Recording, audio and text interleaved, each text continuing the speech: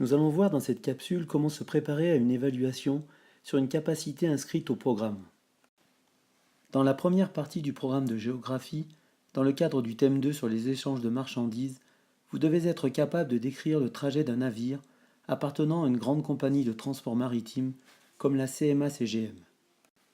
Cette carte issue du blog de la compagnie maritime CMA-CGM pourrait tout à fait être le support d'une évaluation sur la capacité d'écrire le trajet d'un navire appartenant à une grande compagnie de transport maritime. Pour préparer votre évaluation, vous devez vous poser la question suivante. De quoi ai-je besoin pour mettre en œuvre cette capacité?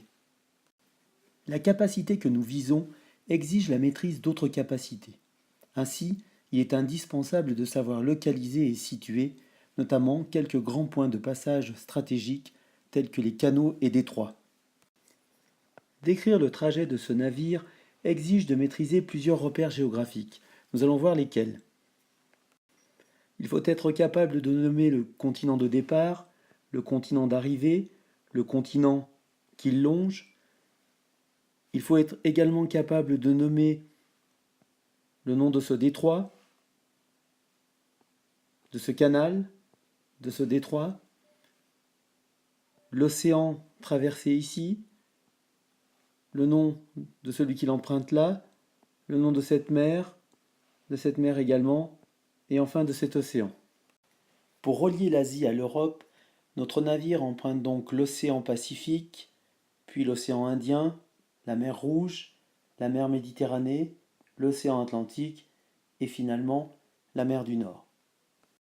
Vous devez donc être capable de nommer ces continents, de les localiser, ainsi que tous les océans et mers cités dans cette capsule vidéo. Décrire le trajet de notre navire nécessite de localiser et situer quelques points de passage stratégiques tels que le détroit de Malacca, le canal de Suez et le détroit de Gibraltar.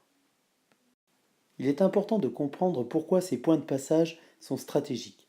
Si l'on prend l'exemple du canal de Suez, il évite le contournement de l'Afrique, il représente donc un gain de temps puisque la distance entre l'Asie et l'Europe est raccourcie. L'histoire géo n'est pas la seule discipline dans laquelle il vous est demandé de décrire. Il vous arrive de le faire en SVT, en français ou dans d'autres matières.